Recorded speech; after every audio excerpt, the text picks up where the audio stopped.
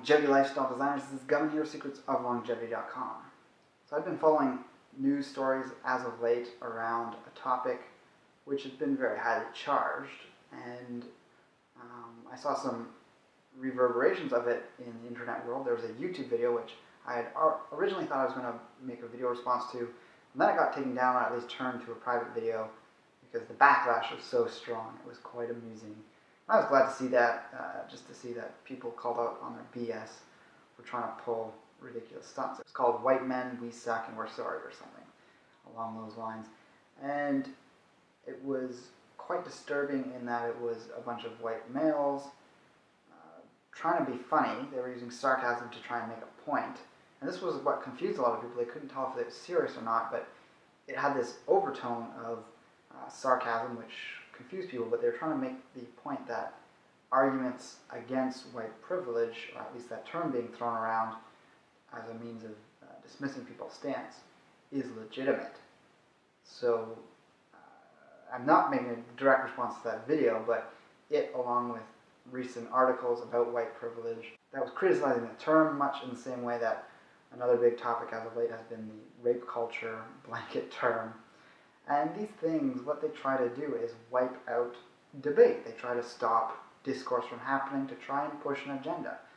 If you want to get down to it, they reside in a logical fallacy, which is the appeal to authority, that if you don't fit this authority type, which in the case of white privilege is you can't speak on the issue if you're not white and male because your ancestors did bad things.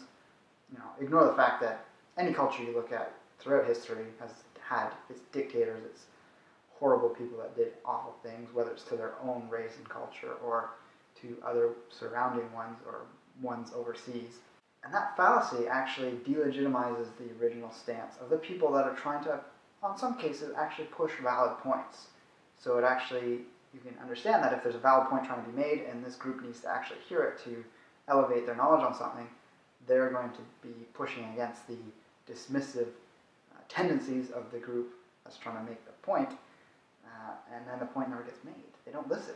So just like within the diet community, if you have someone who's just a blogger, they don't have any credentials that are nutritional related behind their name, and they're criticizing some famous author, and the author says, well, this person hasn't done any legitimate research, I'm not even going to pay attention to the points, no matter how legitimate their points are.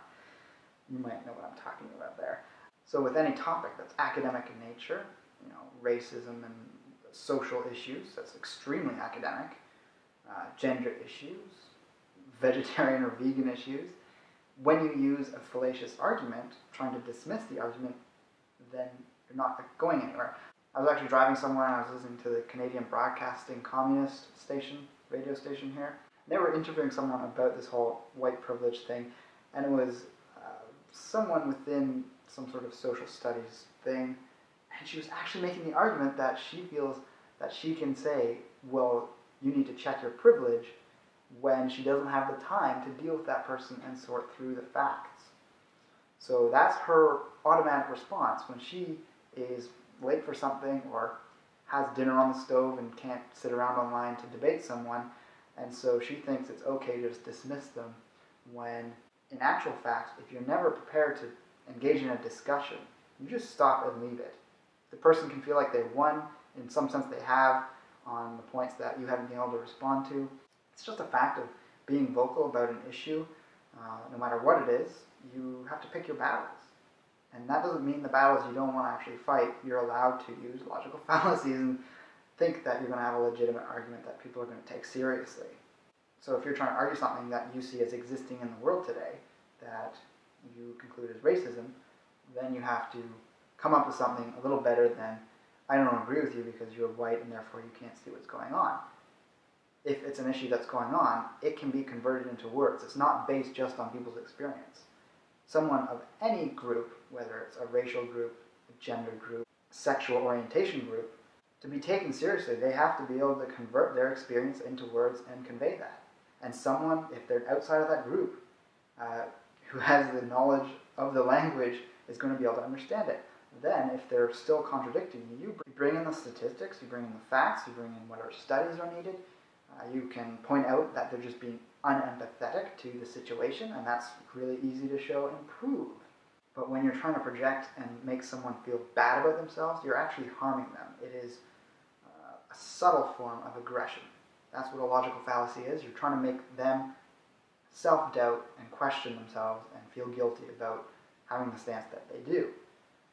What do I mean by subtle aggression? Well, the study I wanted to talk about, which I'll link to below, is the first link below this video. It was a study done on a group of black males that measured to what degree they disliked themselves for their race or believed in the limits that people who are racist say about their race. And it showed that the more that they accepted those racist ideas, the more it affected their lifespan and reduced it.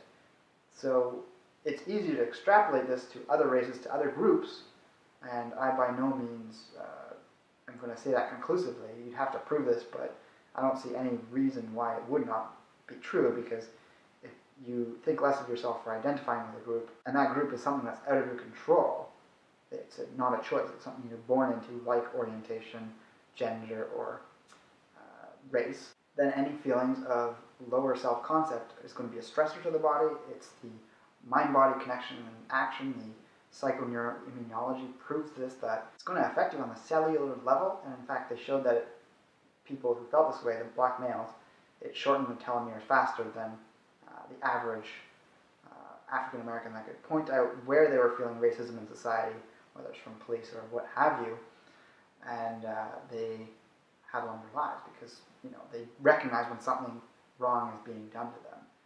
So when you try and project onto another group, including a group that you feel in the past did oppressive things, you're actually trying to harm people in the present who did not partake in those actions, and you're actually trying to shorten their lifespan by putting them down, by pulling out the white privilege card, and it's destructive. It's anti-rational debate.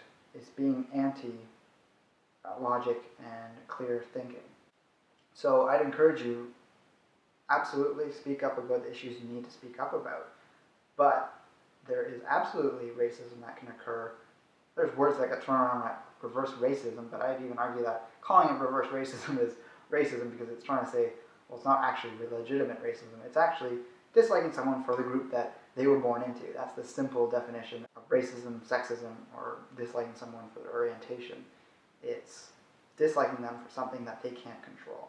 And that's really reprehensible, even if it's someone you think deserves it for what their ancestors did in the past.